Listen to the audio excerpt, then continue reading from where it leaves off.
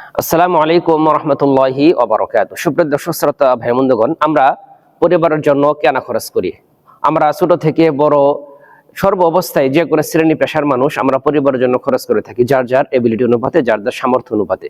কিন্তু এই পরিবারের খরচটা কি শুধুমাত্র নিছক একটি সামাজিক দায়বদ্ধতা, আমাদের পরিবারের দায়বদ্ধতা, নাকি এর কোনো আত্মিক কিংবা এর কোনো সওয়াবের বা এর কোনো ইবাদতের কোনো অংশ রয়েছে কিনা? আজ আমরা জানবো যে আমরা পরিবারের জন্য কিভাবে খরচ করলে সেটাকে আমরা সাদগায় রূপান্তরিত করতে পারবো। আমাদের সমাজে একটি প্রচলিত গল্প রয়েছে, এটা কোরআনও নয়, এটা হাদিসও নয়। একটা গল্প রয়েছে যে এক ব্যক্তি, তিনি প্রতিদিন 6টা করে রুটি ক্রয় করেন। রুটি ক্রয় করার পর তাকে এক ব্যক্তি জিজ্ঞাসা করলো যে আপনি প্রতিদিন 6টি করে রুটি কেন ক্রয় করেন? তিনি অ্যান্সার করলেন যে এই 6টি রুটি আমি দুটা দ্বারা আমি ঋণ পরিশোধ করি, আর দুটি আমি ভবিষ্যতের জন্য জমা করে রাখি, আর একটি আমি নিজে সেটাকে ভক্ষণ করি, আর একটা আমি অপচয় করি বা আমি ফেলে দিই। তিনি 6টি রুটির ব্যাখ্যা এভাবে দিলেন যে আমি ঋণ পরিশোধ করি এটা এভাবে যে আমার বাবা মা রয়েছে, আমার বাবা মার জন্য 2টি রুটি আমি ক্রয় করে থাকি। সেটা ছোটকালে তারা আমাকে ভরণ পোষণ করেছে, সেই হিসাবে তাদের এই ভরণ পোষণের যে দায়বদ্ধতা, এটা আমি ঋণ পরিশোধের জন্য বাবা মার পিছনে আমি খরচ করছি।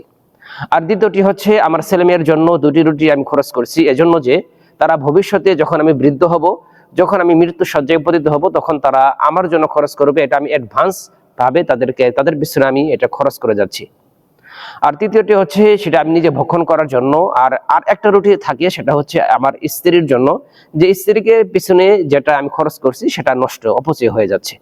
এটা হচ্ছে সামাজিক একটা গল্প, এর প্রতি আমাদের বাংলাদেশের সোসাইটিতে এর বাস্তবতা রয়েছে। কিন্তু এটা কি আসলে এই ইসলামের দৃষ্টিকোণ থেকে পরিবারের পেছনে খরচ করা কি এর কোনো ইবাদত হিসেবে গণ্য হবে? রাসূল সাল্লাল্লাহু আলাইহি ওয়াসাল্লাম, এই হাদিসটি রয়েছে সহিহ বুখারী এবং মুসলিমও রয়েছে হাদিসটি, যে কোনো ব্যক্তি, কোনো মুমিন বান্দা যদি আল্লাহ তাআলা সন্তুষ্টি অর্জন করার লক্ষ্যে তার পরিবারের জন্য খরচ করে, সেটা সাদকা হিসেবে পরিগণিত হবে। সুবহানাল্লাহি বিহামদিহি। তাই আপনি পরিবারের জন্য যেটাই কিনেন না কেন, সেটা শুধুমাত্র আমাদের সমাজের এটা দায়বদ্ধতা নয়, এটা আমাদের পরিবারের দায়বদ্ধতা নয়। আপনি যদি আপনার নিয়তটাকে একটু খালেজ করেন, আজ থেকে শুধুমাত্র পদ্ধতিটা একটু চেঞ্জ করে দেন, যে আমি আজ থেকে যেটাই ক্রয় করব বাজার থেকে, মাছ, মাংস, সবজি, চাউল, ডাউল, আমরা যেটাই ক্রয় করে না কেন, সেটা আমরা পরিবারের জন্য এটা সাদগার নিয়ত হিসেবে সেটা আমরা ক্রয় করে থাকবো, দান করার নিয়তে সেটা ক্রয় করে থাকবো।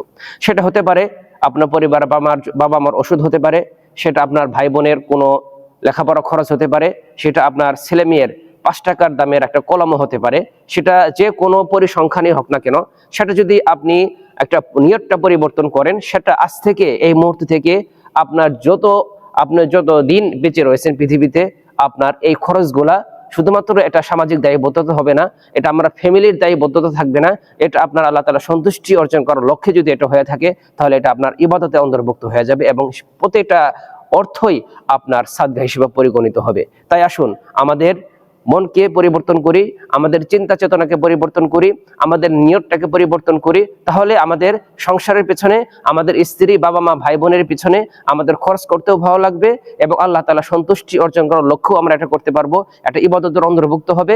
সেই সাথে আমাদের সাদগা করতেও ভালো লাগবে এবং সেই সাথে আমাদের নেকি পাল্লাও ভারী হবে। তাই আসুন এই সুবর্ণ সুযোগটি আমরা কোনোভাবে যেন আমাদের নষ্ট না করতে পারি, যেন প্রত্যেকটা মুহূর্তে, প্রত্যেকটা অর্থই যেন আমাদের কাজে লাগে। আমরা যে কোনো ভাবে আপনি খরচ করেন না কেন, সেটা আমাদের নিয়তটা একটু পরিবর্তন করে দিলেই আপনার যাবতীয় সওয়াবের অন্তর্ভুক্ত হতে পারবেন।